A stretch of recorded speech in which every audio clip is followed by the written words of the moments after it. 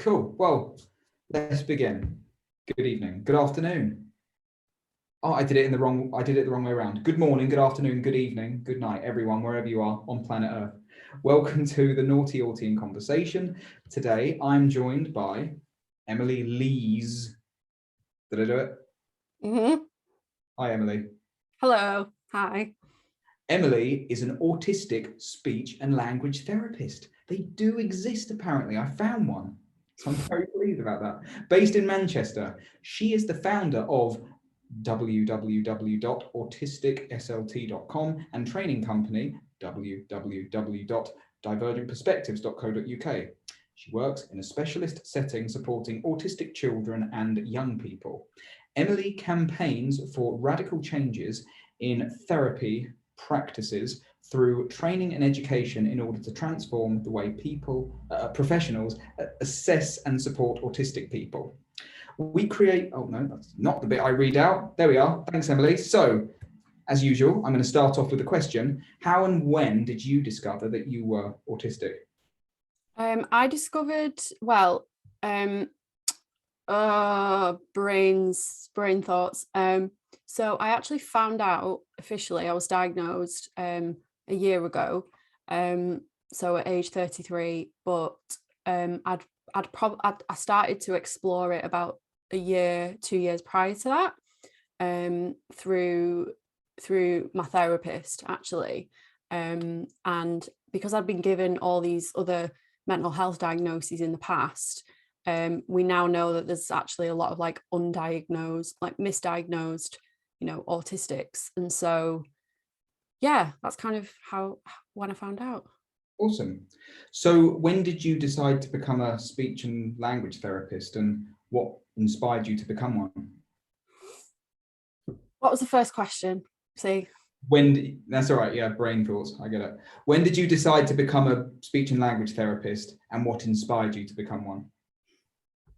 When did I decide? Okay, so at age 25, I basically came back to England after like doing about 1 million geographicals around the world. So I lived in different countries, just trying to like get through life, going from job to job and stuff. I didn't get one of these degree things that everyone else seemed to have, because I could never stay and access education for that long, because I didn't know at that time that, I had learning differences. And so when I came back to England with all my stuff in 2013, I was like, what do I do? What am I going to do with my life? And I was just at that massive crossroads, really. And so I was like, I better go back to university and get one of these degree things, but what should I do?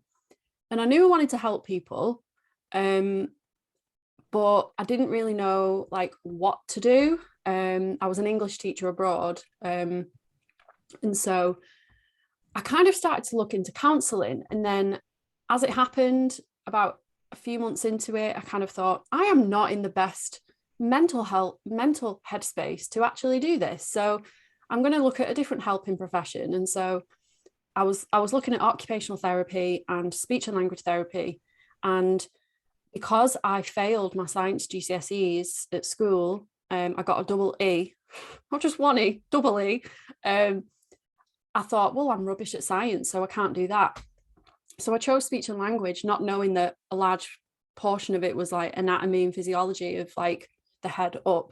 And I was pretty good at it as well. So, and I knew that in speech and language, I've always had like a flair for language, words, puns, writing stories. Like I had an advanced spelling age and reading age and all that. So I was like, well, I'm pretty good at that bit. And then I've always been good with my auditory discrimination is really good, which I know now why, but I was always like really good at like just picking up music, just playing. And so I just felt like I could excel at like the phonology parts, like the speech sounds. Mm-hmm. And then the other thing is that I wanted to help people communicate, because what I didn't realize until like way later, when I found out I was autistic, was that I struggle to communicate just generally. Right. And so I have that lived experience. but also as a child growing up, I was silenced, really. I didn't have a voice. You know, now that I can put the pieces together of like, oh, right, okay, that's why I struggle to communicate. So, and then the masking and stuff. So I think I just have this passion to help people communicate who perhaps don't have a voice, not like a physical voice, you know. So yeah. Okay, wonderful, thank you. So as I said in your introduction, it has been for me extremely difficult to find neurodivergent speech and language therapists. So I wonder, what in your mind do you do differently to non-autistic speech and language therapists? Where do I start? Okay, so I mean, basically, for those who know me or don't know me, I work in a very radically different way. I work exclusively with autistic children, teenagers, and adults.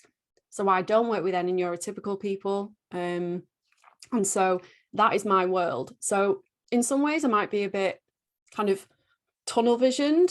So that is my world. So outside of that, you know, the traditional speech and language therapy model in intervention, I don't do any of that really with my students, with my adults, because, you know, just to work on like speech sounds, it's not very exciting for me. Right. And so every autistic child or adult is so complex in terms of just like, okay, right, we've got a lot going on here. Where do we start? How does this link into communication and speech and language? And so I don't work in a traditional way, and I certainly, you know, I advocate for radically different approaches. And so I don't do any form of social skills training. I don't do any pre-packaged programs. I don't do any behavioral interventions. You know, so there's a lot of stuff that I don't do. But then the things that I do, it's mostly around, as I'm sure a lot of people know, it's around self-advocacy. And even with like the buzzword of self-advocacy, it's like, oh, right, yeah, self-advocacy, yeah, speak up, or, you know, speak up for yourself. But it's much more than that. Like self-advocacy isn't just, you know, requesting a break at school. It's not just, you know, oh, can I have this, please? Or self-advocacy is boundaries. It's saying no. It's saying like, no, I'm hurt when you said that. That's not okay. Leave me alone. It's being able to like advocate for yourself if you're trying to access healthcare, you know, all these things, whether it's through spoken or written, or however is your preferred method and safest method to self-advocate, let's go with that. And so, you know, the other things that we do are around perspective taking. So that is exploring your own perspective. You know, how did I feel about that when that happened? What was going on for me? And then it's also, you know, thinking about how other people might have perceived that. And that's long-term work, you know, especially when you're working with the little ones. Hey, how will we start there? Yeah, and I'm trying to like rein my brain in of like not going. No, that's fine. You've got all the time in the world, so. Oh, yeah. I always feel like I have to rush because I'm like. No, you have no need to rush. We want to hear it all. Okay. Perspective taking is a huge thing, and it's a lot more complex than, again, these simple kind of terms like perspective taking. It's like, well, let's break that down. What does that actually look like? And there's different levels of perspective taking, you know, so, but other than that, you know, self-advocacy, perspective taking, working in the communication environment. So I don't often do direct work. You know, so that model of therapy where you know, pull the child out of the class 50 minutes once a week, do the thing, and then see you later. We know that's just the medical model, and it doesn't work, because especially when you're working with autistic individuals, you can do something in that session and make some progress, and then as soon as they go out into the world, as soon as they go back into the classroom, well, the environment's not changed, and so all that work that we've just done has come undone, particularly if you're working more with perhaps older teenagers, where, you know, it's more around those kinds of masking and rejection sensitivity and social trauma. And, you know, like I can work with a traumatized teenager, and then as soon as they go out in the classroom, you know, a teacher may say something or interact with them in a way that triggers that sensitivity, that rejection sensitivity, and all, you know, it's pointless. And so our job has to be more working with the people in the environment, because the people are the environment. And yeah, you know, we work on emotional communication, and language. So obviously, if the person has certain aspects of language, wow, that's a big goblet. I know, right? It's just water, I swear. Like the Holy Grail. I know, right? Yeah, so you know, aspects of language. So does the person struggle, you know, with I don't know, abstract language, sarcasm, figurative language, you know, do they have certain language difficulties, you know, do they understand question types of varying complexity? And yeah, that was going to be my next kind of question. What kind of question? The next question. What distinguishes autistic communication, particularly in a neurodivergent friendly way, because we're all familiar with deficit-based and pathological-based explanations of autistic communication. So how can we de-pathologize autistic communication? Well, do you want me to get my slides up? I would love nothing more. Yeah. Is this the point where I do that thing? Okay. So let me open this. 1 second, let it just catch up. One sec.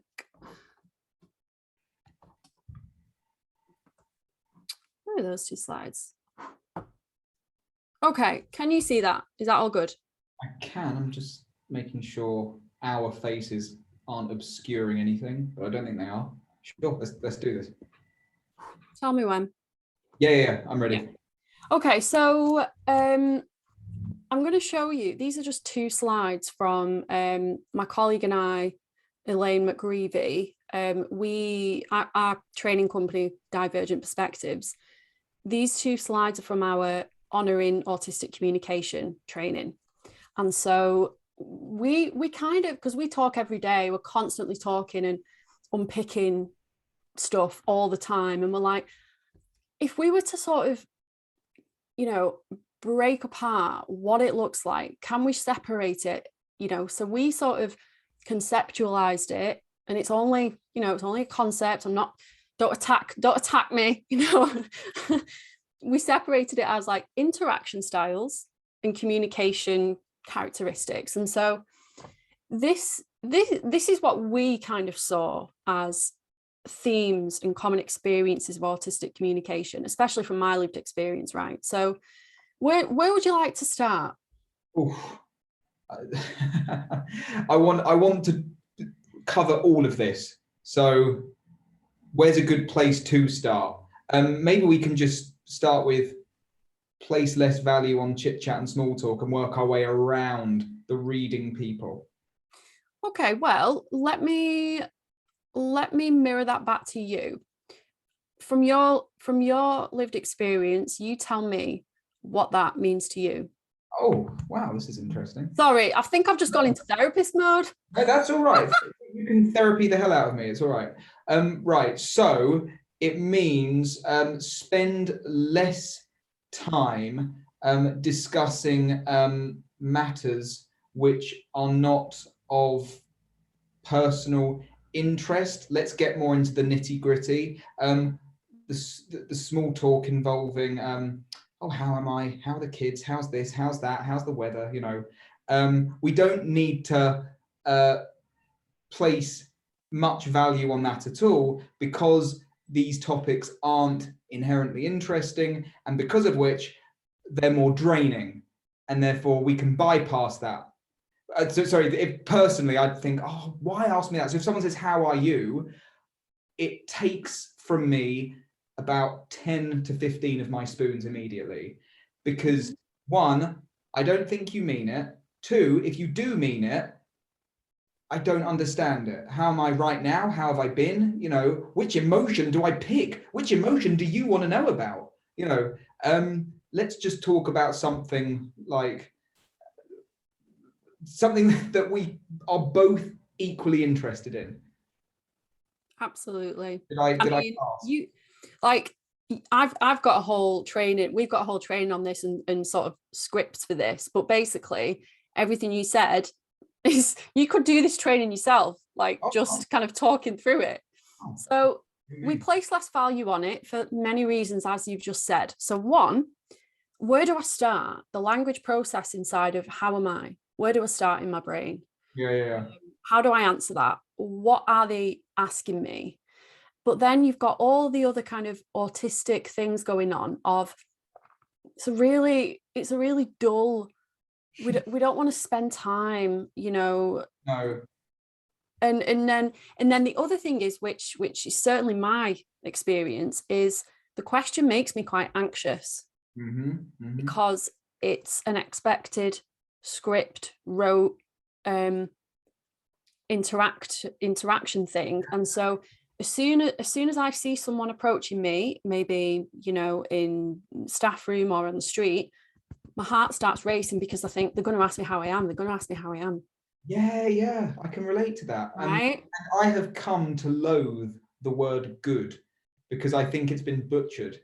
You know, when people say good you, yeah, good you, it's like, oh no, I don't want to hear it. So no, that's interesting. I think, see, I can't see the comment section at the moment because we're sharing the screen, but I'm looking forward to, in fact, I ask the people in the comment section right now, can you all please express how questions like how are you, or chit chat or small talk make you feel? Because I think we'd all come up with some very different, albeit interesting answers.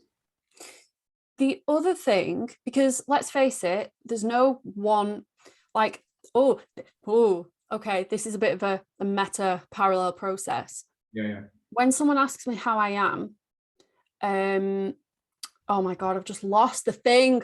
Oh, that's dead annoying. Oh. Okay. I had an epiphany, but it's gone now. Sorry. Oh, is it something about you're not focusing on how you're feeling? You're focusing on what they want to think about you feeling, what they want to hear about how you're feeling. That was it, along those kinds of lines. Yeah, just that thing of like, yeah, okay, so how am I? What is it that they actually want me to say here? Because the only socially expected response is, yeah, I'm good. How are you? And it just fills me with anxiety, which means what happens is, if I'm in work, I will literally avoid the corridor, or right, I'll look out the window and I'll wait to make sure no one's there, so I don't have to do the whole exchange. Yeah, I see what you mean. And about a year ago, I was having a conversation with Chris Bonello from Autistic Not Weird, and he explained how once when he was asked, how are you, he went to answer seriously, and he unpacked it and really thought about it and took his time in as he answered. But then by the time he looked up, the person who asked him was long gone, right? So yeah. Yeah, and the other thing about that as well is honestly, I'm having like proper processing. No, it's gone. Tell me the last, tell me the last thing you said. I was talking about how when Chris was asked, "How are you?" he went to answer seriously and took his time, unpack. Okay, go. Got it. I've got it. Yeah, I don't want you to lose. So,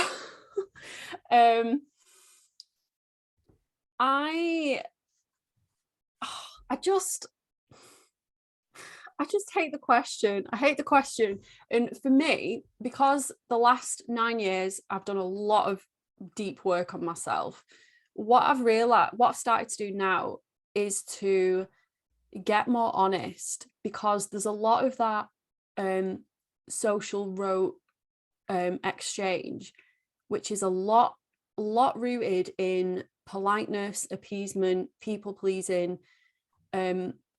making everyone feel okay. And so if I'm not feeling so good, I'll say, bit better. And even that response shocks people. And I've not even like alluded to like a strong negative emotion. Like I've not said, oh, I'm feeling really depressed. It's very fascinating to me. And I actually wrote about this in my book, about how socially programmed people are, because I can remember when I had a restaurant job and one will receive numerous waves of that question every single day. I played around with giving nonsense answers like spaghetti, slippery, I feel like a decaying piece of meatloaf, you know, and I watched them malfunction as if to say, this is not what's meant to happen. It's a bit like pretending to, sorry, neurotypical people, I'm going to compare you to dogs just for a second. You know, like when you pretend to throw a ball for a dog and you kind of soil its expectations of the world. It's like, oh, this is not what the universe is meant to do. This is not what nature usually does, right? You can see when you throw random curveballs at people when they ask basic questions like, how are you? Like, you know, like the malfunctioning begins. And yeah, it's so deeply embedded. It's so programmed. It's fascinating. As someone who is very interested in human beings, it's very, very fascinating to watch people malfunction when you don't give them the expected answer. Yeah, and I suppose just the two points that I just wanted to make on this was that what I've learned now is whenever I go into a session or, you know, an interaction with a client, I'll stop myself from saying, how are you? How are you doing? And actually you have to catch yourself because it's just automatic. It is automatic. I know it's coming. If I'm in a consultation, I know I try and immediately steer the conversation towards what we are here to do, right? Because I just think it doesn't matter how I am. You're not here to know about how I am. I don't see it as impolite. But if they do ask, my answer tends to be either it's a bit early to say or I'm not dead. Yeah. And you know, even just I've learned so much through the power of just communicating your process, because what I found was, instead of like actually guessing or, well, I'm not going to ask them how they are because I don't want to put them in that position, but then if I don't ask them, do they think I'm being rude? I'll actually just say to an adult client, I'm like, just so you know, just to let you know, like when we start a session, would you just prefer me to just skip over the how are you bit and let's just crack on? And they're like, yeah. I'm like, great. And it takes away that anxiety of, you know, that expectation. And then you both got that safety with each other. And then, okay, the last thing on this is you talked about the first thing you said around when someone asks me how I am, the cognitive labor that I have to spend on those meaningless topics, our brains are working so much harder. And so we would rather spend that cognitive attention, emotional labor on the things that we'd rather talk about. Yeah, absolutely. So it's not just a double empathy problem. There's cognitive, I don't want to say dissonance because that's already a term. There is some form of cognitive and communicative disharmony going on, because we do not fare well when dwelling in these areas of mundanity. Yeah. I mean, the thing is that a lot of autistic styles of communication they do have like a flavor of executive functioning benefits, because there are huge benefits to not having to spend that labor on doing this or doing that, or do you know what I mean? And yeah, so anyway, we've gone on about that one. Yeah, so let's have a look at the others. Parallel, open brackets, play, comma, social interaction, close comma. I don't know why I said it like that. I committed to it. I didn't want to miss out any details. Okay, so parallel play / social interaction, because so here's the thing, when obviously you can't just talk about these things in and just every autistic person, you know, you have to really talk about it in terms of like the person's age. So obviously, you know, for a young child, we see these differences in play and attention. And so, you know, we might see styles of play in autistic kids that are more lining things up, size order, color order, arranging things, systemizing, sorting. You might see more quiet, less back and forth. And so when you kind of get a bit older, and I don't know about you, but this is my favorite type of interaction, it's you can sort of just sit side by side, like playing a game and just chatting and commenting. You know, that's my favorite way to interact. Yeah. You know, I can be sat, me and my partner can be sat on the same couch, just like playing games on our phones. And it's fine. It's fine. You know, in my setting, you might see like a group of teenagers sat playing on the DSs. But this type of play and interaction is pathologized constantly, and we see that's what I mean. So many people would assume that this is an or at least an asocial situation, if not anti-social situation. And this is, you know, if the amount of speech and language therapy reports, diagnostic reports, which it's a really tricky thing, because you do have to identify the differences in order for that child to get that diagnosis so they can get the support. You know, it's not just about when we try and change the deficit-based language. So instead of like poor attention, poor eye contact, you know, blah, blah, blah, blah, blah, it's actually, yeah, like this child prefers to play alone. They have reduced levels of eye contact. So it's just describing these things in a way that is not pathologizing. But the problem is that these children are then given all these play goals, attention building programs, which are all rooted in, you know, like they're called the Raynell scales of attention. So, you know, from a very, very young, from like toddlerhood, this, you know, these kids are being taught to act more neurotypical. Absolutely, yeah. So, longer conversational terms. What does that mean for you? I get to speak for longer because it takes me longer to make a point. Yeah. So longer conversational turns, again, it's very much tied in with info dumping. And so again, that would be pathologized in speech and language therapy as being poor turn taking, lack of reciprocity, lack of interest in the other person. Whereas it's exactly what you and I are doing right now.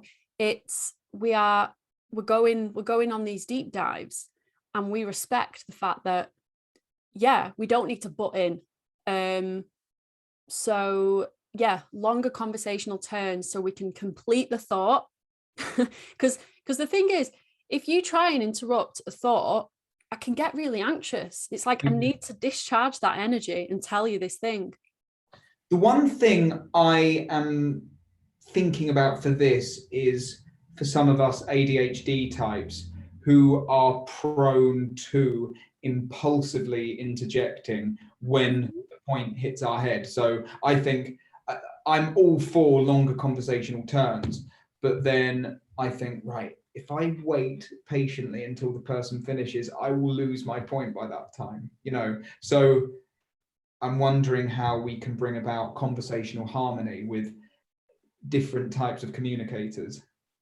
Yeah, absolutely. So the thing is that we can have longer conversational turns, but when we think about things like attention differences and ADHD, we often see in neurodivergent styles of communication that there might be more talking over each other, there might be more interjecting, Right. but it's what lens we view that in, because it's accepted. I went out with an Italian woman a few years ago, and I can recall having a conversation like this, talking about how, two people in an ADHD conversation, two people who are ADHD would be bouncing off of each other, interrupting each other here and there. Sometimes they'd be able to go off on a tangent for a long period of time before the other one takes over. And she said, oh, that's just like having dinner with an Italian family. Everyone's talking over them, and it's accepted in that culture, right? So, yeah. And what's interesting as well is someone who isn't ADHD would find that a very difficult conversation to have, because it's like, whoa, hang on, you've just bounced from one topic to another 15 times in the space of about a minute. You know, it's like, yeah, well, if it works for the two individuals having the conversation, then Yeah, and actually, like, I'm happy to be honest and share my experience with this. So I don't have a diagnosis of ADHD. I don't know if I'm ADHD. I certainly have some attention things going on, but when I'm talking to an ADHD friend, I have to work on my levels of dysregulation and frustration, and that's about me. And yeah, I need to check my ableism, because in my head I'm like going, will you just let me get a word in edgeways? Like, but I have to understand that, okay, just breathe. Like, you have to apply a lot of self-regulation and understanding that this person needs to finish. And compromise as well. I suppose so, but I suppose my internalized ableism and self-esteem is that, okay, there's an ADHD friend here who's talking to me. They need to say the thing. How do I get that balance of, like... That's what I mean. So a mutual compromise. So as an ADHD person myself, I recognize that it's not fair for me to interrupt all the time. Sometimes, in order to ensure that the other person is treated fairly, I will maybe rein in my interruptions and make a note of it and come back to it, you know. So that's a really good strategy. Yeah, yes.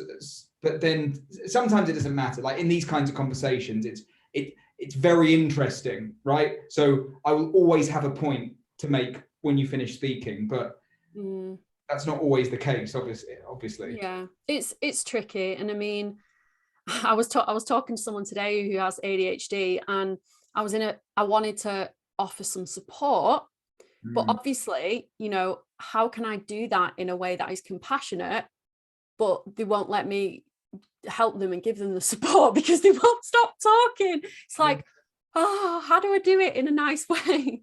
Yeah. No, that's it, isn't it? So we have to kind of intuitively work out the conversation, you know. So as neurodivergent individuals coming together in conversation, we have this time in which we figure out how it's going to work, right? So I feel like there's not pressure necessarily, but I think, right, I need to get to know this person as a communicator and understand how I as a communicator can come together so it can be as harmonious as possible. Sometimes I do have that sense. But what you said earlier about checking your internalized ableism based on the natural frustration which arises when trying to navigate it. I wrote a post not so long ago called "The Senses Are Ableist," right? Because there can be kind of friction. So no offense to anyone who stutters, but when I speak to people who stutter, I get frustrated because I'm very impatient in conversation. I tend to favor people who think fast and speak fast. Yeah.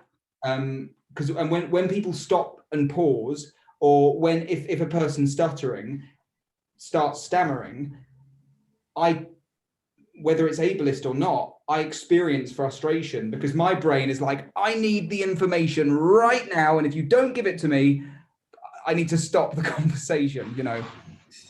Yeah, and actually, and that's a really good point. And this is why, you know, for those out there, I don't know if there's any speech therapists or whatever, but there's a very common strategy, which is for adults around the child or the person, which is give them the 8-second rule or the 10-second rule, which is you say something and then you wait, because all neurodivergent people need 10 seconds to process. Now, that in fact is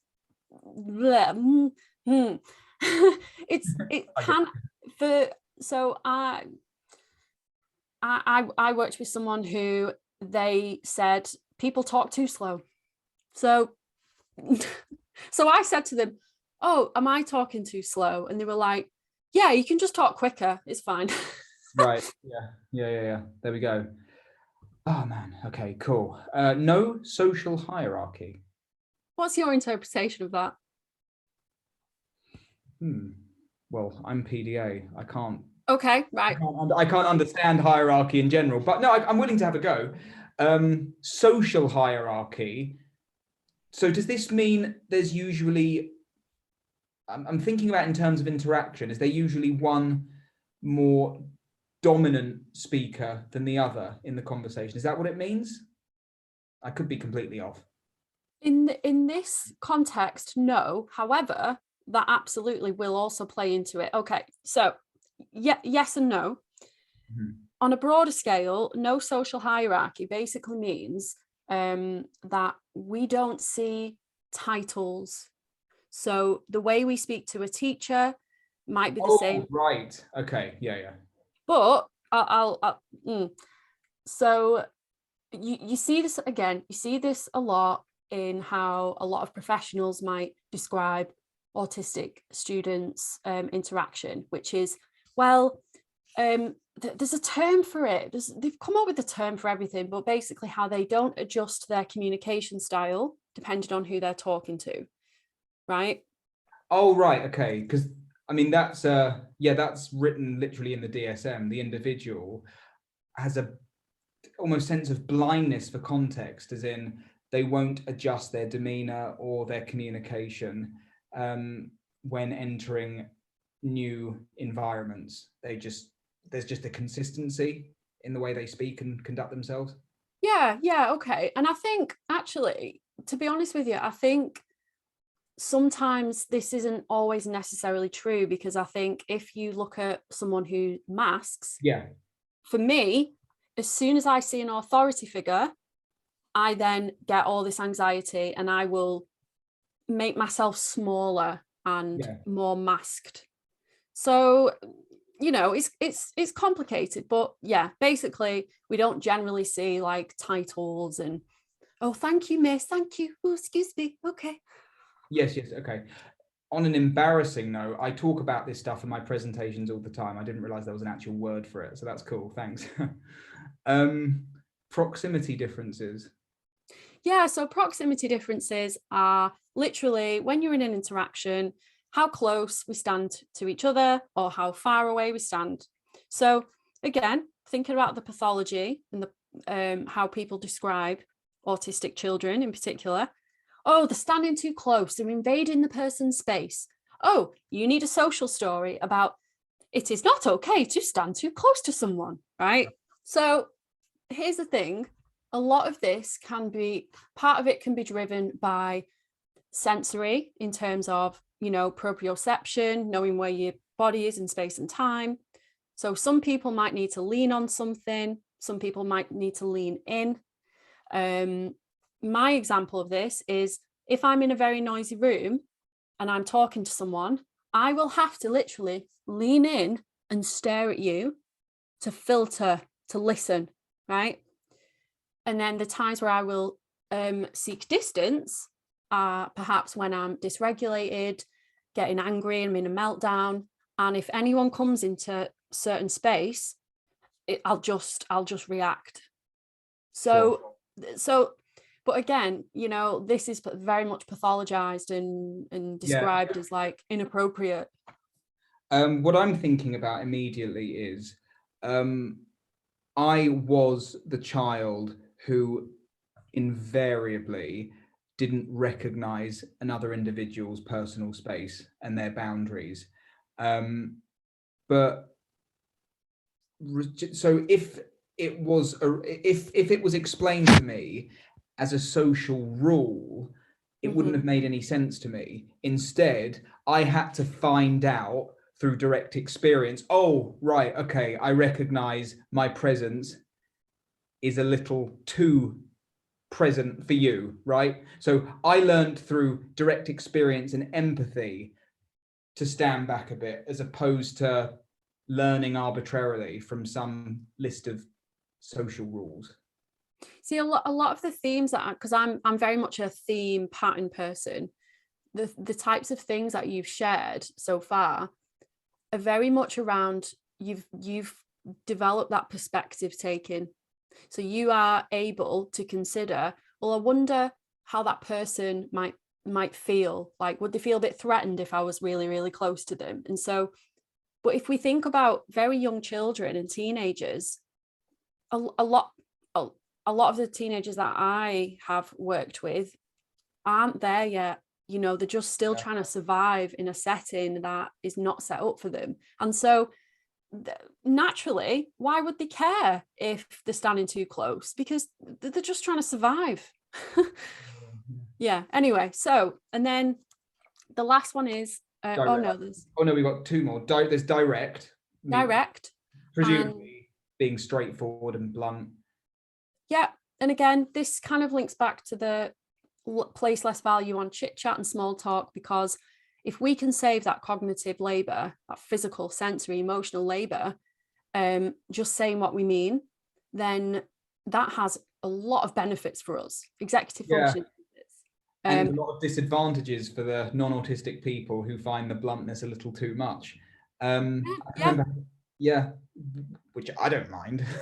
But I can remember having a conversation with an aunt about this, and she said, can you not be a little more sparing with the truth? I'm like, oh my God. That is the fluffiest line. Why couldn't she just say, I mean, how could you make that statement that she made more direct? That's what I mean. It's like, that's my point. Just say it in a direct way. Yeah. Well, it was basically her way of saying the truth hurts.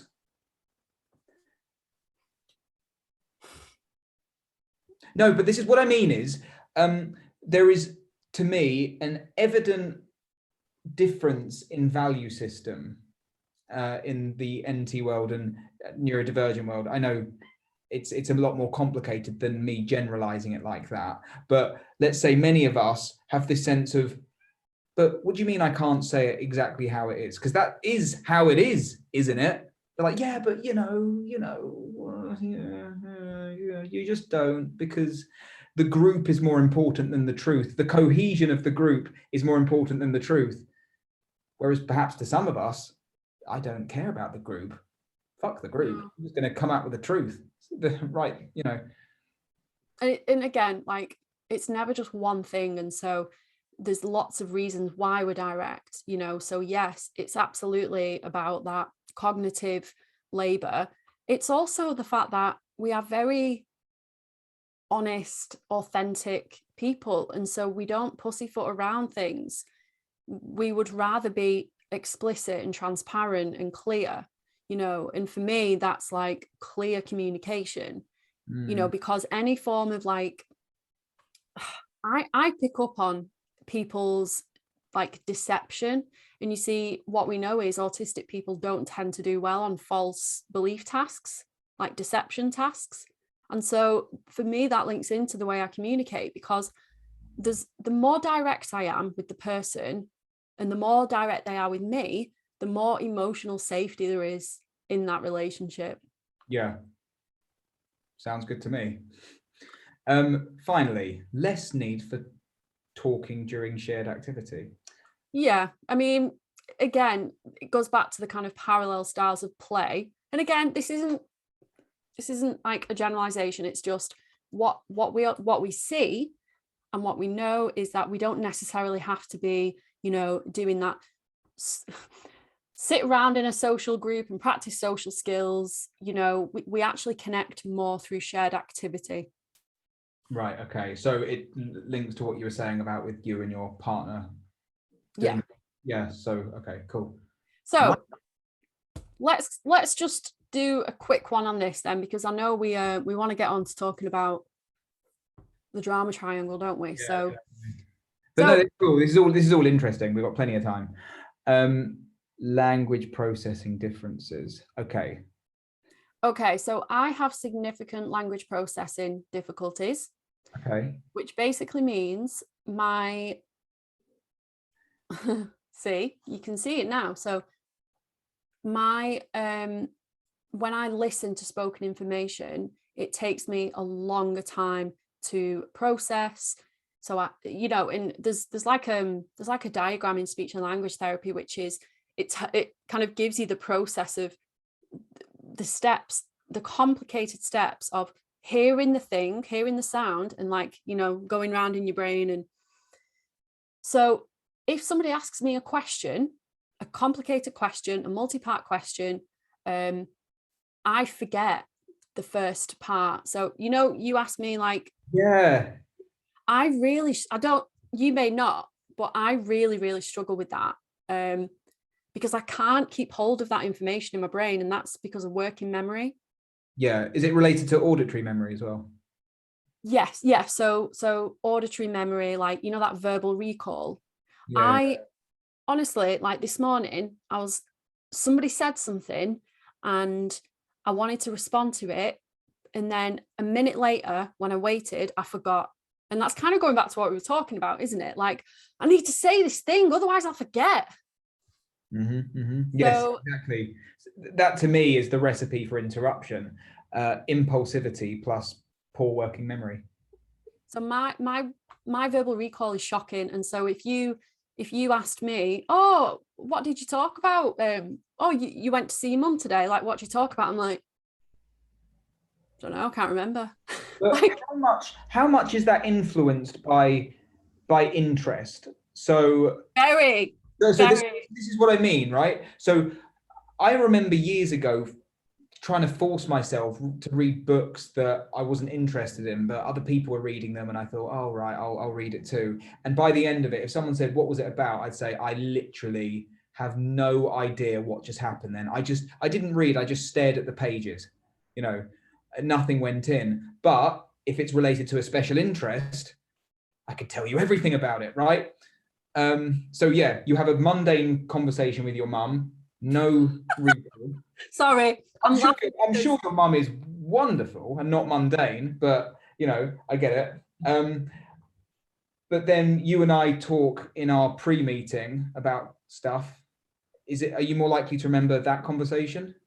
I wanted to just feed back to you. Absolutely. And I can tell you what happened. So after our conversation, my friend Elaine and I, we leave voice notes all day, right? I left her a voice note for like 3 minutes going, oh my God, I've just had the most amazing conversation ever with Harry. We were talking about this and that. Right, there we go. So this is it. And this links into, this links into a lot of things because it's so intrinsic to the autistic experience. As according to monotropism theory, you know, interest-based system. If teachers could recognize this, when you engage the autistic student's interest, they will retain a hell of a lot, because what is interesting is regarded as important. This is important to my brain, and therefore my brain will hold on to it. If it's not important to my brain, it will exhaust me, because it's like this weird thing of, I'm trying to, you're almost, when a person is masking in small talk, it's almost like they're trying to bargain with their brain. It's like, brain, this stuff is important, I swear to you. And the brain's like, but it's really not. I'm picking up all this information about their mum and their hip replacement and the weather, and I just can't get with it. No. The mask says, no, come on, brain. Seriously, I swear to you, this stuff's good. And because they're having this stupid irrelevant, redundant conversation. That's what's exhausting. But when we talk about stuff that we love, there's no effort, and it all just pours in and stays there. Yeah, and so you're right, like language processing, attention, monotropism. Yeah, you know, what is going to help my language processing? Probably if the topic's more interesting, that's for sure. But you know, when we think about supporting language processing difficulties, so for me, I write everything. So I've got post-its. I write, honestly, like, it is insane the amount of written note information that I have, because I need that. Otherwise, I'll get off a phone call and go, what time was I supposed to meet? Where? Like, blah, blah, blah. Yeah. Okay, so right. Echolalia. Tell me what you know about echolalia. What does it mean for you? Echo. You do exactly the same back. Say exactly the same back. Okay, so basically, echolalia is the act of repeating a word or phrase that you've either just heard, which is immediate echolalia, or long term, you know, or something that you've heard earlier that day. Yeah, or delayed echolalia, so something hours, weeks, days later. And so again, this could be a whole like presentation in itself, but basically echolalia is very characteristic of autistic communication. What we see a lot in young children, non-speakers, minimal speakers, is that echolalia is a form of language acquisition. And so we go through these stages whereby we can pull phrases. And again, a lot of professionals and education staff perceive the autistic child to, oh, well, it's meaningless. And I think it actually says meaningless somewhere in some, like, I don't know, it might be the DSM, like meaningless chatter or something. There's lots of different functions to echolalia. You know, it can be to learn language, express an emotion, you know, to try and remember something. But what echolalia looks like and feels like for me is, if I can pull a sentence that I've stored in my memory bank, that saves a shit ton of labor. Right? And the great thing, it's like an emergency supply, you know, when spoons are low, there's I like that. I'm going to write that down. Go on. Oh gosh. Well, I see it as like an emergency social supply. Yeah. In situations where the environment is hostile and confusing, and spoons are low, I can always open up the emergency supply and pull out some classic zingers. Yeah, I love it. And so I just want to say as well, so what people might wonder is, wait a second, but isn't what you're describing social scripting and rote phrasing? I was just about to ask you that. Hey, okay, right. It's not. And let me tell you, the nuanced difference is, there's a difference between an autistic neurodivergent person pulling phrases from their storage bank in certain situations where they need to maybe advocate for themselves. I might have a list of phrases like, if you continue to talk to me like that, I will. That's in my brain because that's a really good boundary phrase to store. The difference is, it's not for the sake of social politeness. It's not trying to memorize a script of, hi, how are you? I'm okay. I'm going to go to the shop and I've got this script of like, well, please, can I have that? The contexts are very, very different. Does that make sense?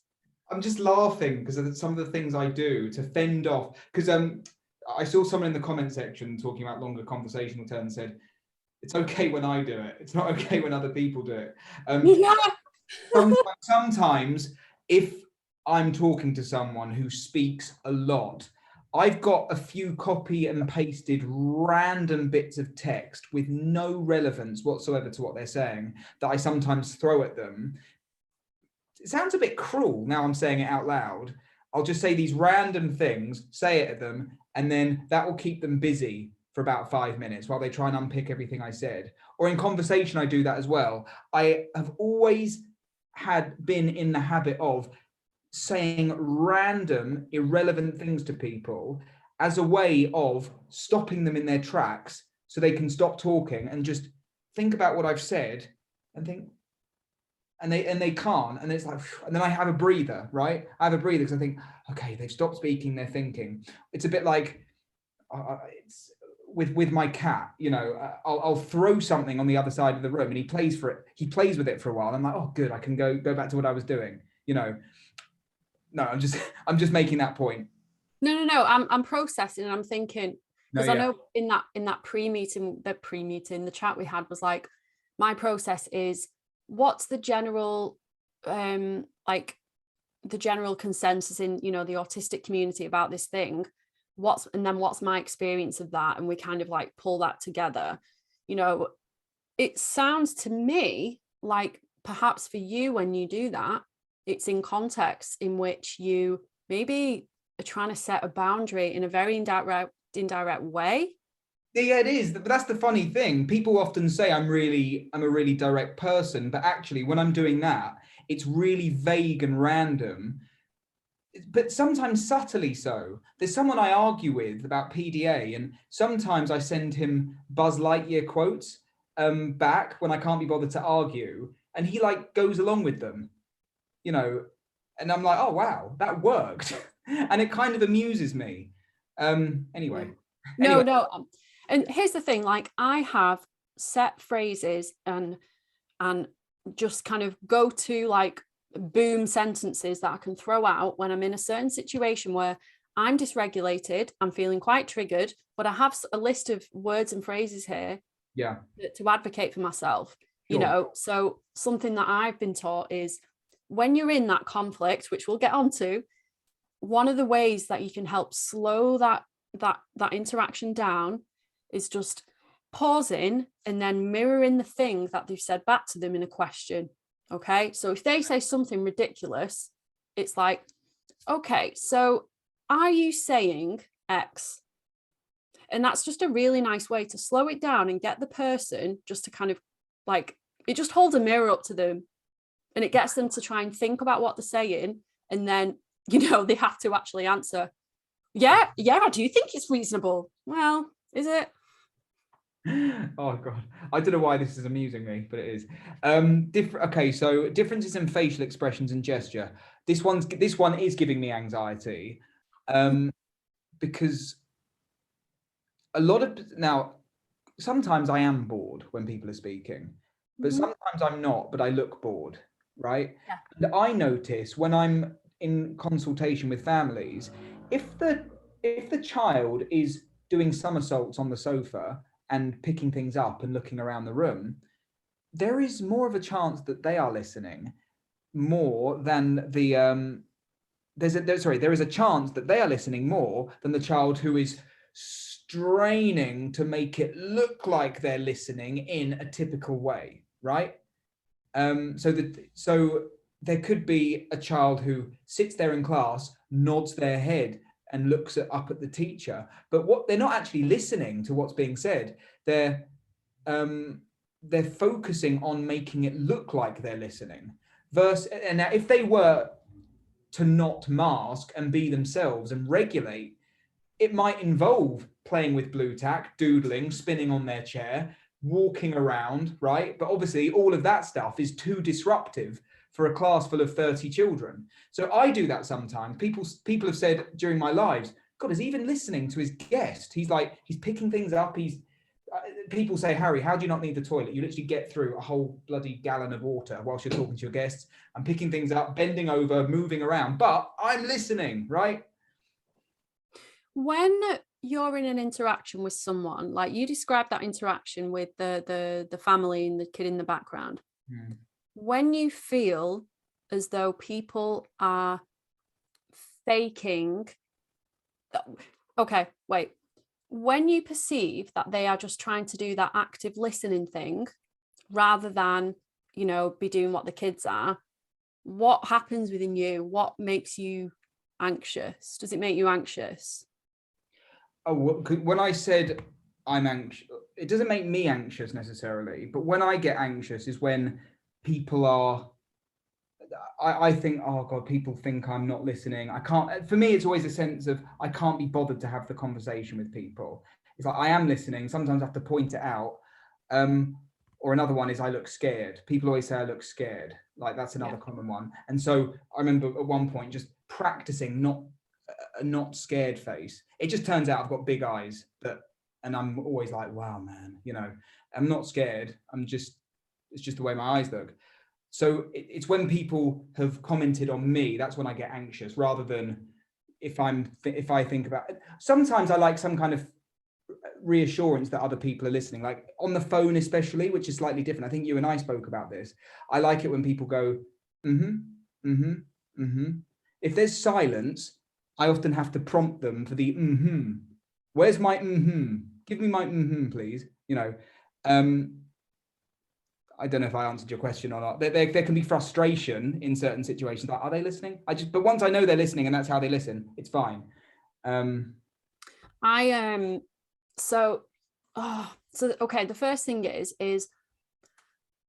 this is a real paradox for me, because I also can give off certain facial expressions, and I have done my whole life, where people perceive me to be bored, not happy, or what's up with you? You're not enjoying it.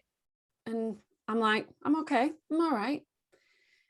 So this is often misperceived, like adults might, look at a child and just assume that they're not happy, or like they're not giving appropriate facial expressions to the context and the social situation. And it's like, and then what happens in speech and language therapy is we have these tasks to assess what the child's understanding is of facial expressions.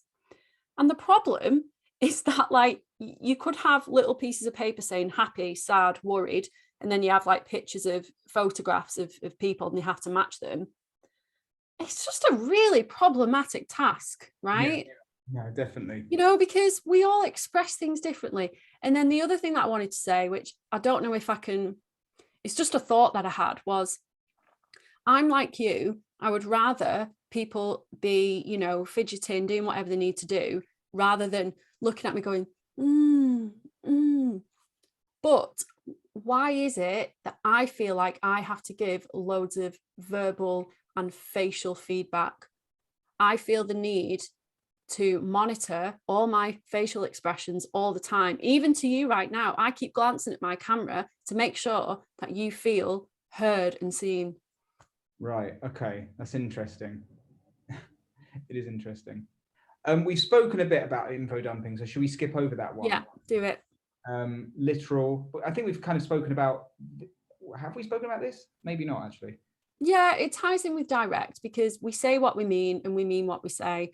And so, we don't talk in fluffy language in terms of dancing around a subject. We might go on like tangents and weaves, and we might give loads of context in making a point, but we're still straight talking. It's still straight.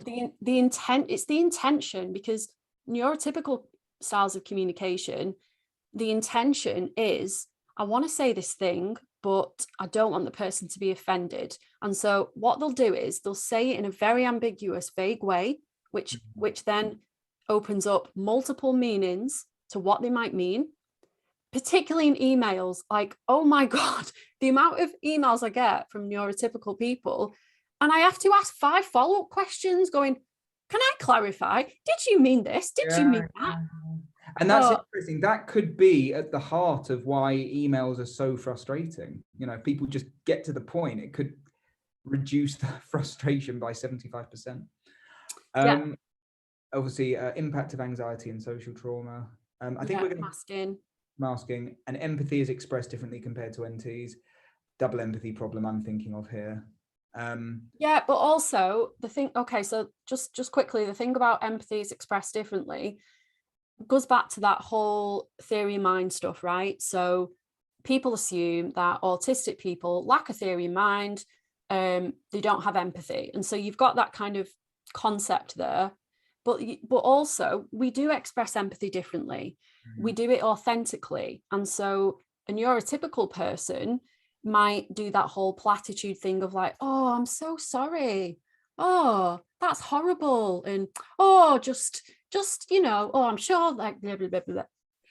Whereas we are very much like, we'll probably share a similar experience to help the person identify. I wrote a post on how actually that's really an empathetic thing to do, not the other way around, because it's our way of saying, oh, wow, I get that on a personal level because I've experienced it myself, right? So my argument is that when an autistic person responds to an anecdote by relaying an anecdote themselves, they're hyper empathizing, because sometimes people think, oh God, you're making it about you. It's like, no, I'm actually trying to place myself inside you by thinking back to another situation that was similar to yours, and now I get it even more than if I just went Exactly. And you see, that is that double empathy in terms of how neurotypical people would say, you make everything about yourself. Like when I tell you a problem, you just start talking about yourself. No. Right. And there's the issue, there's issues around empathy as well. Like, I think it was Nick Chown's book, he talked about an example of a young autistic student's TA actually died. And the first thing the autistic student thought was, oh no, does that mean we won't go to the park on Friday anymore?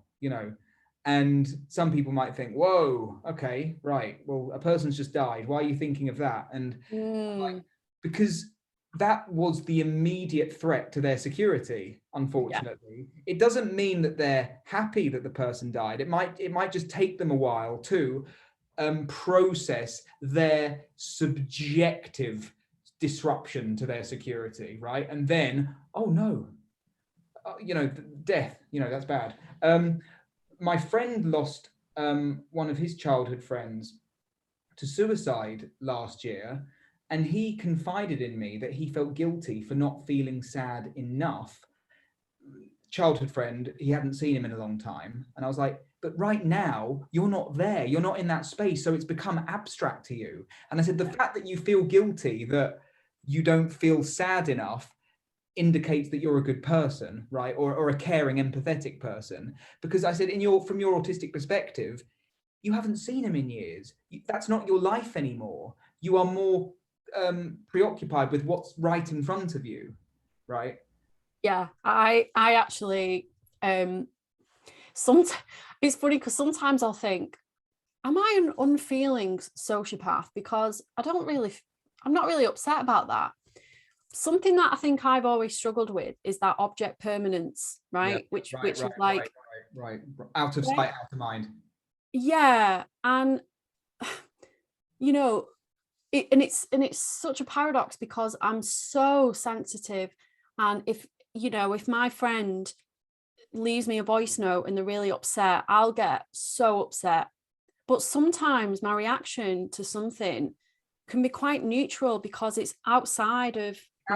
Yeah. And it feels like, and then the guilt comes in. So yeah, if someone came to me and said, my dad's got cancer, I wouldn't necessarily have an immediate emotional response. But if I saw the dad in hospital, yeah, exactly, then I would see him in pain. I would see him ill. I'd see his family feeling sad. So when the situation is far removed, it's like, well, I can't empathize. But then when I'm in front of it, oh yeah, have all the empathy, right? But then we empathize with random things like, oh no, this poor piece of sellotape living on its own. There's another bit of sellotape in the kitchen drawer. Let's take you there so you can live together, because sellotapes are a pack animal and they'll get lonely. Yeah. Okay, so lower levels of eye contact. I mean, hopefully we all know about this. I struggle to make eye contact if I'm explaining something because of the labor that it takes for me to go and find the words in my brain, organize them, sequence them, say the thing, manage my levels of anxiety, particularly if it's something emotive or personal or complicated. And we know that reduced levels of eye contact is very common for us because of our neurology. And so there's overactivation in parts of the brain. And it can be very intense. Like even with my partner, like sometimes I have to say, can you just stop looking at me? Or like, can you just sit side by side? Because this direct thing is really like freaking me out. Right. Okay. That makes Right. sense. And with that, I'm going to stop sharing. Okay. What comments have we got? I'm going to Oh, we have a lot. See, I did actually get Facebook up on my phone, and people are engaged, and we have 72 people here at the moment. Oh my God, really? Oh God, and we had 85 a moment ago. Oh no, what have we scared them off? Probably. Anyway. So where are we? We are about to talk about the drama triangle. We realized this was like a mutual kind of shared interest, and we're like, oh my God. I know. So yeah, we had an incredible conversation about this. So first and foremost, I wanted to return to what we were saying about the differences between self-advocacy and abusive behaviors. Yeah. So go on. Do you want to start? No, I was literally about to reiterate. I was about to Echolalia myself then. So you can start. Yeah. So, okay.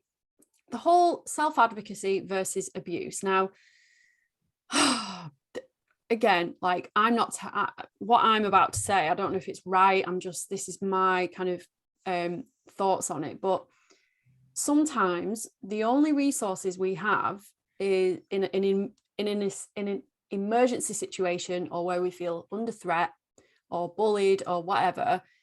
Sometimes the only resource we might have is to blurt something out. Okay. And that could be fuck off, get the F away from me, whatever, because we're in a dysregulated state, and sometimes self-advocacy doesn't look polite, right? And we don't always owe it to people to be polite. But this is often considered rude or hostile when it can just be the person advocating for themselves. Okay. So there's that bit. Now, where it goes over to abuse is there's a difference between just blurting something out and name calling, threats, silencing, guilt trips, smear campaigns, gaslighting, all that sort of stuff. For me, that it doesn't give you a license to be abusive. You can't just say, oh, well, I'm just advocating for myself. Yeah, absolutely. And I suppose when we discussed this, I said, perhaps for some people who end up name calling, it's their way of using attack as a form of defense. And not that it gives people the green light or a license to do stuff like that. But I wonder if for some people, it's just merely fuck off, I am overwhelmed. Whereas for other people, it's because I'm thinking about a lot of the children I might work with who feel as though they're in a place where from their perspective, it's justified, right? So this is the difficult thing. From some people's perspective, the name calling is justified based on that person hurt me, So I guess my point is, the lines get very blurry between abuse and self-advocacy, and maybe, and as we say before, as I've said before, sorry, abuse. That's the thing. Abuse could still come. So then we have to think about people speaking their truth, right, in a very rejection-sensitive community. So I have witnessed a lot of autistic people in the community casually bandying about the word abuse that they use to describe people who they either disagree with, or they describe people who do say, no, I'm not going to give you a follow-up explanation. I've already taken the time to write this post out. and you asking for further information is something I'm not willing to do for you, because it's just providing, you know, free labor. It's already taken a lot of my labor to do this, you know, and then so I suppose at this point, this is where we have to introduce the drama triangle. Yeah, and just the thing about so many of my kids that I work with present with very explicit language in terms of it can be a way just to wear a mask. So if you can go into a room and say, you know, a racist slur or, you know, comment and it offends someone, that's a great way to keep people away and to keep safe. That's right? what I mean. That's what I mean. And it's a trauma response. It's the Achilles heel. So the recognition of someone else's Achilles heel guarantees that the person backs off and they stay away. However, in the process, they have carried out an abusive act. I think as well, I definitely think there's something around context to the situation, obviously, you know, because one of the descriptors in like speech and language assessment is, or the goals is, respond to teasing appropriately. Right. Like, really? Why should they have to? But then I'd be like, what is an appropriate response to teasing? Please don't tease me. I'm offended by that. Thank you. And they carry on. Like, but this is, do you find this as problematic? Glasses have come off. Yeah, that's what I mean. So the issue is some people receive this thing, sometimes you look ugly, you know. Some people would be like, I don't care, you know. Another person would be like, oh God, do I? Oh damn, I'm gonna have to change my face. And someone else will say, well, I may be ugly, but now I'm going to smash this rock in your face and you'll be even uglier, right? So yeah, I suppose the difficulty is everyone is a unique individual having completely different experiences. And therefore, there could be 5 people in receipt of the same comment and all 5 respond completely differently. And one of them may display the appropriate response that society are looking for, whilst everyone else falls outside of the appropriate response and their reactions get invalidated. So because I've done a lot of work on myself, I have those skills to be able to like understand and constantly reflect on my, you know, reactions and my behavior. But I think thinking about, okay, is this person being abusive? For me, I do feel like there's something around, is this a pattern of behavior for them? Because if this person is demonstrating a pattern of reacting by name calling, smear campaigns, minimizing, gaslighting, I think there is a difference of calling someone's behavior as abusive. Sure. If it's in maybe 1 or 2 incidents or examples, you know, so for me, it's letting people off the hook, because we're all privy to, you know, I'm trying not to swear, but yeah. You can, it's Harry Thompson PDA Extraordinaire. People swear here, it's cool. You know, nobody's perfect. Like, we're all, have you ever called someone a beep? Like, yeah. So, but I think what I'm saying is, it started to identify that actually this person is demonstrating a pattern of this, and therefore I perceive them to be an abusive person. Sure. So this is actually a topic we often discuss on My Lives. And see, I was playing around with, I was unpacking the word abuse, and a lot of people saying, oh, it's about intent. And then I suppose it gets a bit complicated if you just say it's about intent, because when we feel threatened, we intend to defend ourselves in innumerable ways, but it's not necessarily indicative that the individual is an abuser. But then we can think about an individual who is remorseless, who lacks empathy, not just in the double empathy complicated. An individual who is remorseless, lacks empathy, intends to cause harm as some kind of sadistic hobby, you know, and or an individual who is being driven by their trauma, and they get triggered by a slight and they proceed to erupt and react with hostility, but then there's no accountability, there's no self-reflection, and then the abuse cycle continues, right? And we talked about the difference between a child doing this and an adult, and we talked about this earlier, which was like, for me, it's adults have a sense of agency, they have autonomy, they have the ability to reflect and take action. And so if you have an adult in your life that is persistently demonstrating behavior which is abusive, then they can't just turn around and say, well, sorry, that's because of my trauma. No. Oh, yeah, right. That's okay. It's not an excuse. It might be an explanation, but it's not an excuse. Yeah, see, I try not to use words like excuse, because it's like, I spoke about this morning, actually. I said, even if the abuse stems from trauma, which it usually does. It almost always does. But the traumatized individual has a moral obligation to sort out their trauma so that they stop hurting themselves and others.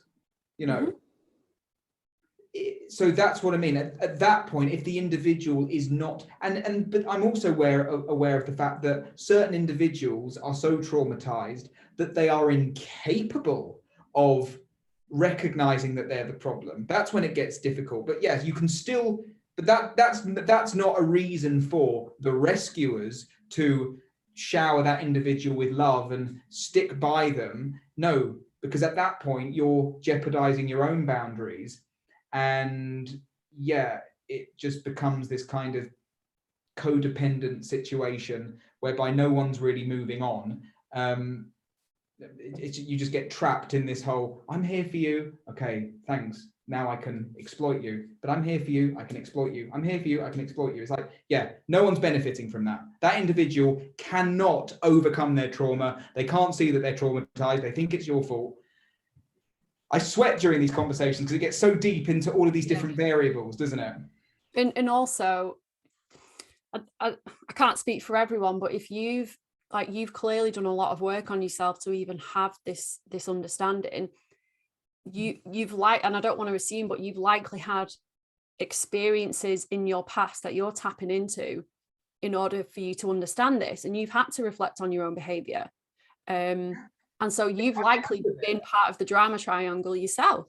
Yeah, I have, absolutely. So I think at this point we've alluded to the drama triangle a few times. So what is the drama triangle?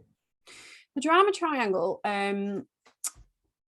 So Stephen Cartman in the 60s comes from transactional analysis, which is a great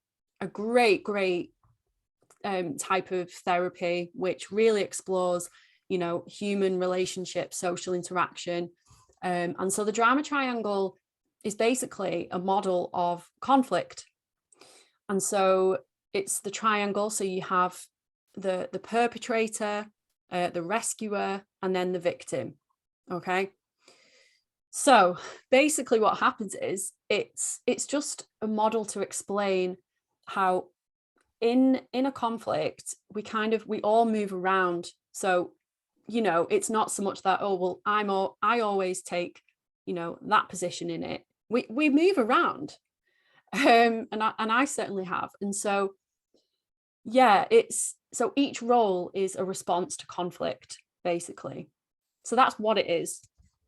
Right, sure.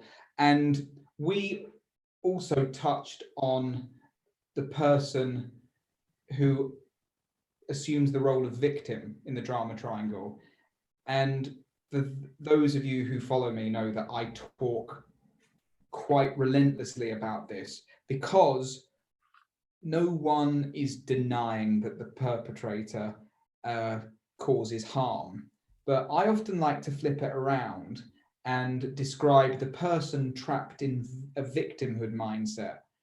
Now, because they are a victim in their eyes, they feel more entitled, they feel more justified in the harm that they cause during their retaliations, right?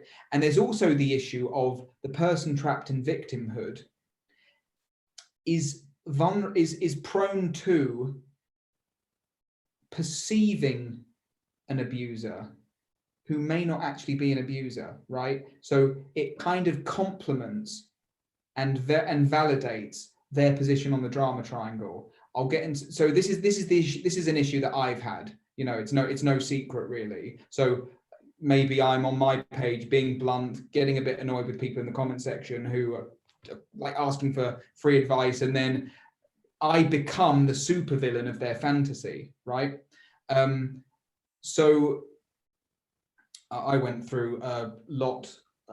I had to do a lot of work on myself and take a huge break away from advocacy, because my natural tendency isn't to deflect. It's to very much consider what's being said to me, right?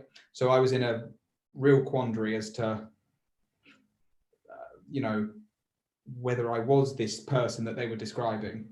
But I also recognize, not just as a person who went through that, but as a casual bystander in the autistic community, the people who occupy the victim role are causing a hell of a lot of damage, because they insist on seeing themselves as the victim, and they insist on seeing anyone who dares contradict them or disagree with them, or someone who doesn't adhere to their philosophy as a toxic abuser. And I say, no, there's no way there are that many toxic abusers in this autistic community, but you can't say that to them because it's victim blaming. And so I am very much concerned with that person on the drama triangle. It's like, no, you can't question them, you can't challenge them because you're gaslighting them, you can't reason with them and say, you're not getting this a little out of proportion, because they're privileged and entitled in their victimhood. And I'm not talking about people who have recently had something awful happen to them. I'm not talking about victims of abuse, rape, you know, or anything of the like. I'm talking about people with a victimhood mentality who demand to be a victim on the drama triangle. That's my issue. I've spoken for ages there, so I'll let you speak. Okay. So, okay, I think what's really important to help people understand is that when we talk about the victim position on the drama triangle, we're talking about a perceived victim. We're not talking about an actual person who's been victimized. Okay, so that's the difference. So this isn't about invalidating a person who's been subjected to, you know, narcissistic abuse. Right. You can't just go, oh, well, you're a victim. No, it's the perceived victim, right? So that's what I'm talking about. That's why I had to make the distinction between a victim and a person. I call them the person trapped in victimhood mentality. You know, like I must be a victim, because if they are to renounce their victimhood, they are giving up a guaranteed source of validation, reassurance, right? And that's why they don't give it up. It's like, no, I have to be the victim, because otherwise, how am I meant to feel okay with myself? And that's when I say, this is how your trauma is affecting you and people around you. And you have just as much of a moral obligation to work on your trauma as the narcissistic abuser. I see it because, you know, when you talked about smear campaigns, people in the autistic community, people in this comment section have probably been witness to the collective smear campaigns that go on. They operate in these packs, and they're all victims together, and they're all in their mind retaliating against their abuser. It's like there's a group, there's 100 in your group, and you're all targeting this one person. And I'm like, shame on you. Where's your empathy? Where's your remorse? Where's your nuance in thinking? Where's your compromise? Where's the balance here? You know, that's my issue. I haven't. It's like, yeah, cool. If someone is abusing someone else, yes, what they're doing is fucking wrong and shitty, and I'm angry with them because of that, and I hope that you're okay as the victim. But for the people trapped in victimhood mentality who get together in these big ugly groups, but they can justify their behavior because they're the victim. Oh, you're gaslighting me if you disagree. You are victim blaming me if you tell me that what I'm doing is wrong. That is where my moral compass goes haywire, right? Can I go on an info dump now? Please, because I need to shut. No, you don't. It's just I've literally have to like write anchors. Please do. It's yeah. So, okay, I think, see, out of my anxiety and, you know, my trauma response, which is to go into appeasing, you know, not wanting to cause conflict about even what we're talking about right now, I always feel like I have to preface things and give a bit of exposition. So I suppose what I want to just talk about first is the limitations to the drama triangle in the context of, you know, trauma survivors, neurodivergent people, autistic people, is that, first of all, the language can feel quite shaming. And so, you know, the perpetrator, persecutor, or the bully, it can be quite like strong language. And so even those words, victim, rescuer, can trigger people's responses. Okay. So it can make people uncomfortable. So I suppose when I'm working with an autistic client, trying to apply this model to their relationships, I'll just try and reframe some of the language, you know.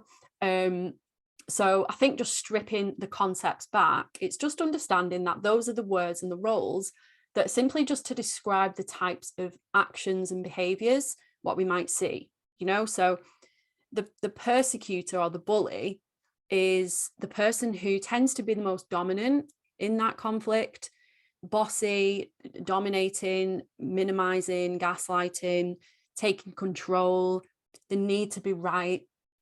And so the persecutor needs a victim in order to stay. And so that's how you just keep in this triangle, because, you know, like this is the thing, you know, when we talk about codependency, we tend to think of the person who is perhaps insecure, the more needy one who is clinging.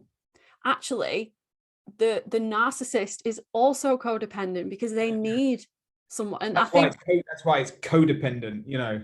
Yeah. So despite the fact that the narcissist might put out this facade like an actor on a stage and be like, they act as though, you know, they're trying to push people away, or I don't need you, my ego's huge.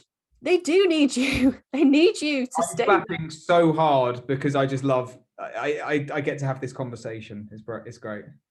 So the problem is then, if we think about, you know, that perceived victim, if you cannot step out of that drama triangle, then you are not going to develop that autonomy, that agency.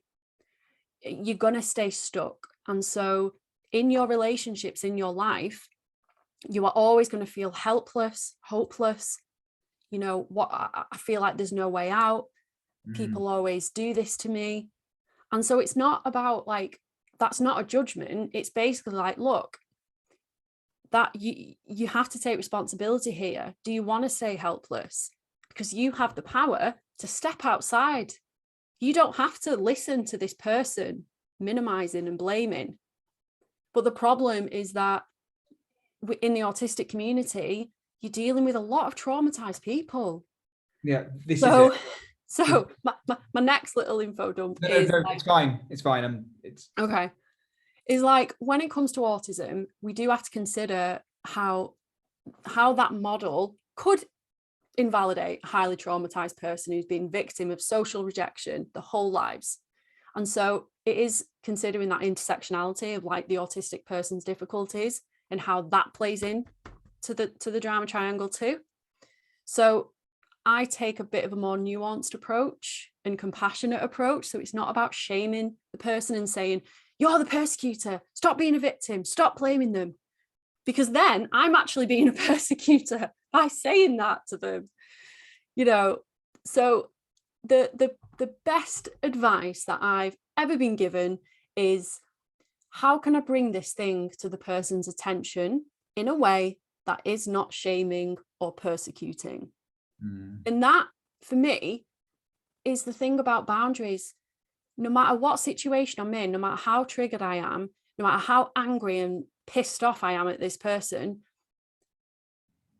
how I react and respond is going to dictate the next 10 minutes or how this relationship is gonna go. And so how can I communicate in a way, you know, and I suppose we've not even touched on people who are not verbal communicators, you know, we have that privilege, right?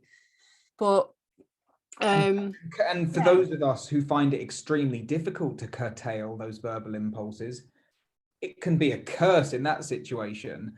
Like, I'm not saying I'm disregarding that privilege, but I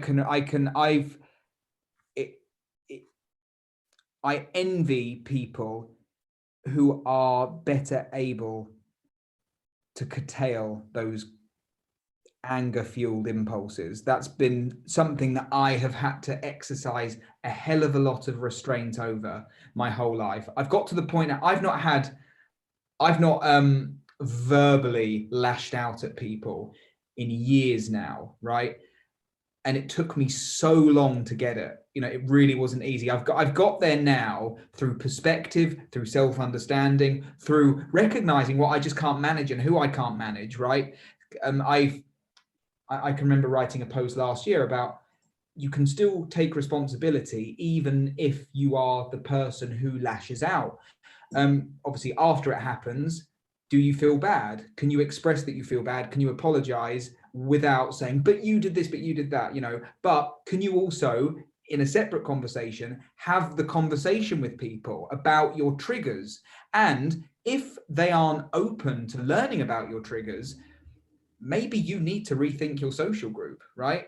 And so for me, it's been a matter of, some people, it's almost, I feel like they're almost antagonizing me. You know, they're trying to poke the dragon and get a response.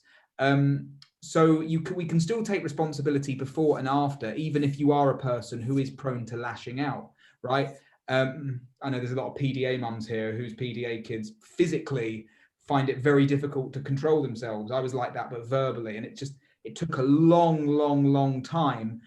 But at no point was there any sense that, well, this is just the way I am, deal with it. You know, it was always a sense of, this, glasses are coming off a lot today. This can't go on, you know, me thinking this can't go on. I do need cooperation from people in the environment, but I can't expect the environment to do all the work. You know, there's always space for personal responsibility. There is, and I think, as we've said, it takes a hell of a lot of work to get where I've had to do a lot of work on myself. You know, I was in the mental health system for many years. You know, I was diagnosed with borderline personality disorder, which apparently is like every symptom in the DSM almost. It's like impulsive,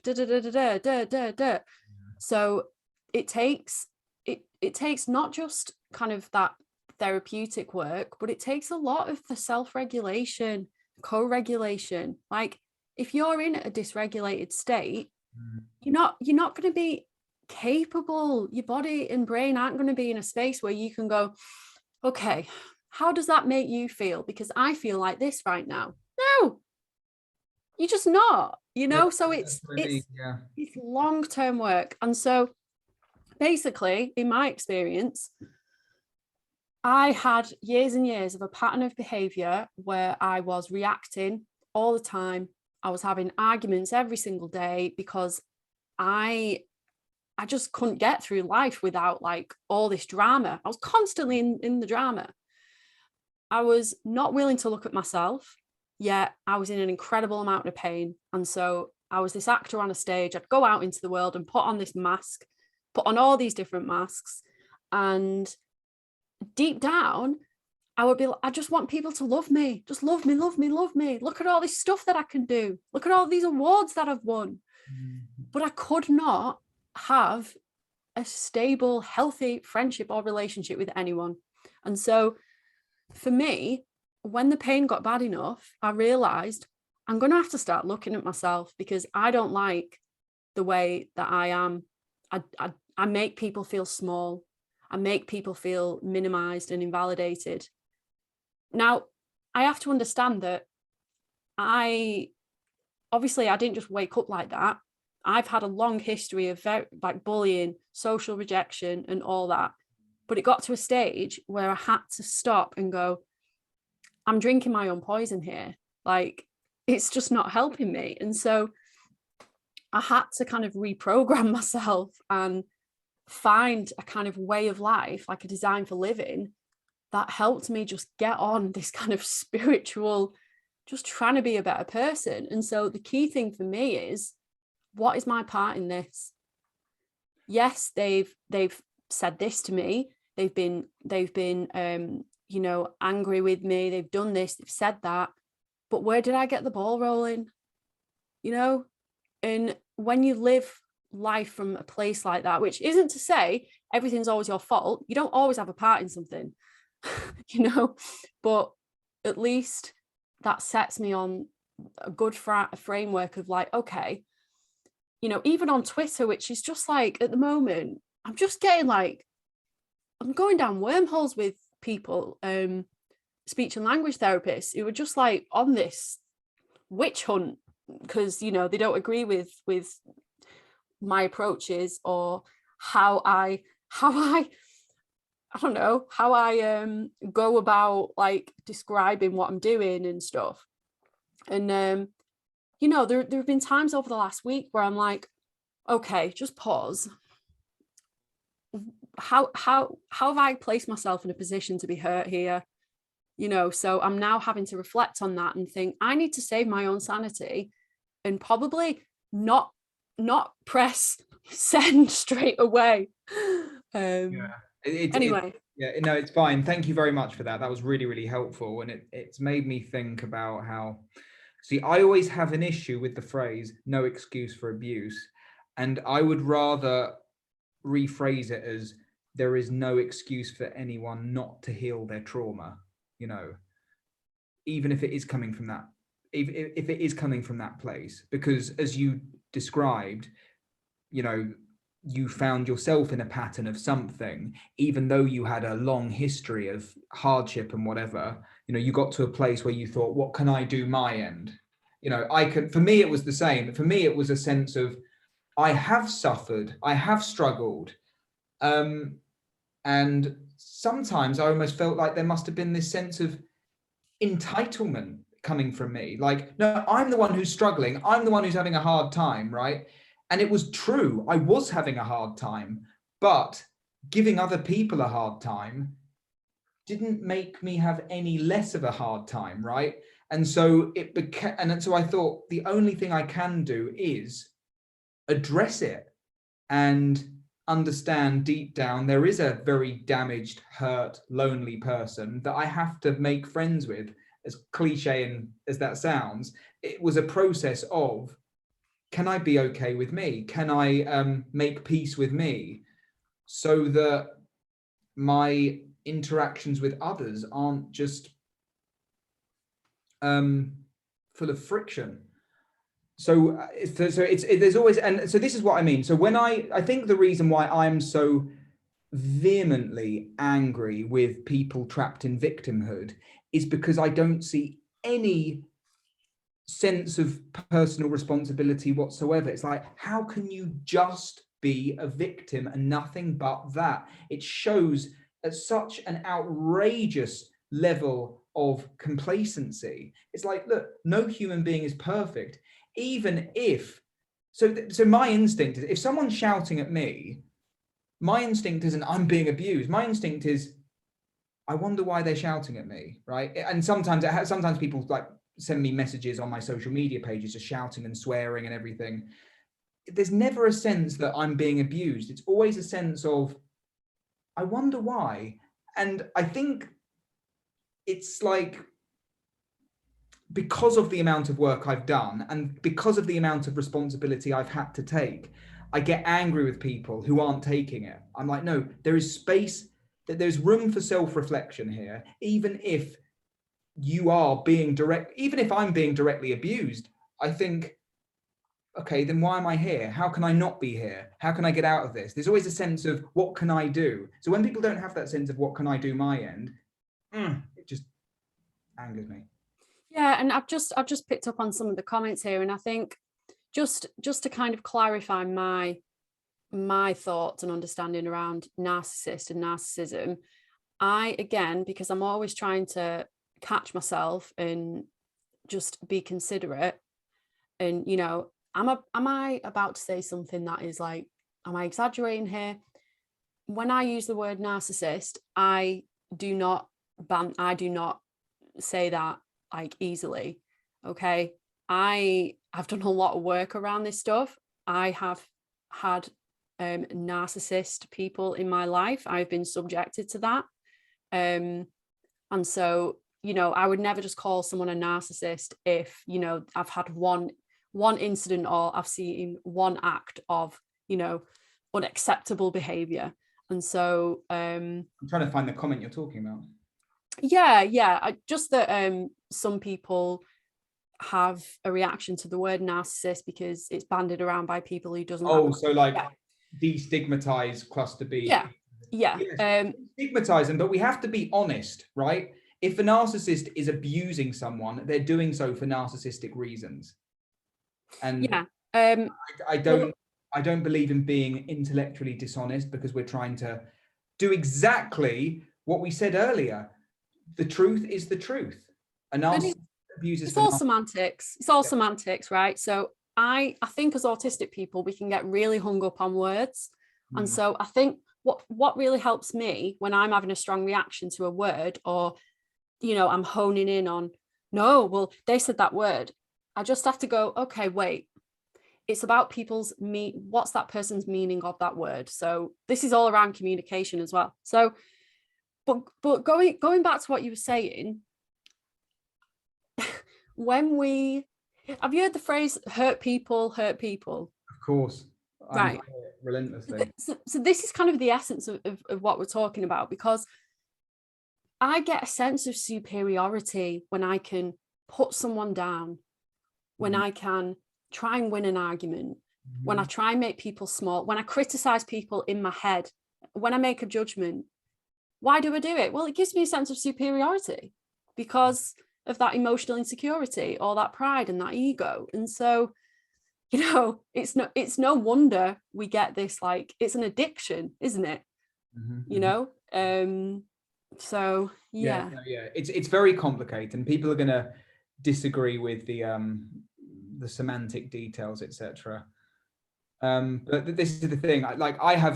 I have people coming to my life sometimes saying, oh, stop stigmatizing cluster B personality disorders. But I also have people coming to my life saying, stop enabling narcs and psychos. So I'm actually in this in-between stage whereby I recognize cluster B personality disorders are forms of complex PTSD, but I'm still going to call a spade a spade. I'm still going to talk about the abusive patterns that can emerge from this particular cluster, and recognize that, not all of them carry out their behavior in that way, but I can't be bothered to just curtail the truth to benefit someone's personal philosophy. And it's just like, whatever, this is just the way I talk. But anyway, you know what, Emily? This has been the longest naughty Autie conversation in history. What does that see? Because of my like, you know, trauma response, I'm like, oh my God, like, should I have shut up soon? You know, like that kind of that's where my head goes. No, see, because I'm usually I'm the one in control of when it stops, right? The only time I didn't feel as in control was when I interviewed a diagnosed narcissist. You know, he was in a little more control than I was, because I was kind of fanboying him, to be honest, because he's a quite well-known narcissist on YouTube. What's his name? Is that okay to say? Oh yeah, Yeah. I think he'd love it if we were mentioning him right now. Oh, that's H.G. Tudor. right. Okay, no, I don't know them, but yeah. But anyway, the point I was making is the fact that I haven't said, right, okay, let's wrap it up now, means that I am very much engaged in what you've been saying. So it is so hard. This is, if we go back to kind of all that, you know, speech and language therapists supporting autistic people, you know, if we, even that itself, it's like, okay, appropriately end the conversation. You know, it's how does one do that? You know, and who gets to judge how you should end a conversation and when? You know, like, should we end it right now? Like, should we do the polite thing of like, well, okay, thanks for. I do, but that's the thing. I do say thanks. I say thanks for joining because. Well, yeah, like, that's fine. No, but that's what I mean. I mean it, you know, and I love watching people getting excited in the comment sections, and that's why I thank them. I love the conversation. Richard Grannon, Inga, I actually. Vatkin. Yeah, Vatkin, by the way. Pardon? No, she said Vatkin. I said it's Vatkin. Yeah. So part of my, you know, recovery journey, I did quite a deep dive on Sam Vaknin and Richard Grannon, and that work really helped me as well to understand just the psychology of it, and it helped me to sort of learn how to support myself and what I could do, because, you know, I really like the concept of the grey rock. Do you know about the grey rock? I think so. I think I've heard of it, but you're gonna have to remind me. Basically, if you're with a person who is a narcissist or is of demonstrating narcissism, it's like you're in the interaction, they feed off any form of, you know, if you tell them any motive and personal information, if they want a reaction. And so if you literally just act like a grey rock, okay, and you have to, like, I hate to say it, but it probably feels like masking, and I know it does for me, but for me, and I don't want to say this as a blanket statement like everyone, but sometimes we have to mask to protect ourselves. Yes. And so when I'm with a narcissist, I will mask because that's a survival strategy. Sure. And that's absolutely fair enough. Cool. On that note, I can't wait to read through all the comments when I'm done. Yeah, the comments have been stellar. So thank you, people who tuned in. Thank you, Emily. Thank you. It's been ace. I'm going to wrap it up there, and I'll see you all next week. Goodbye. Cool. Bye, guys.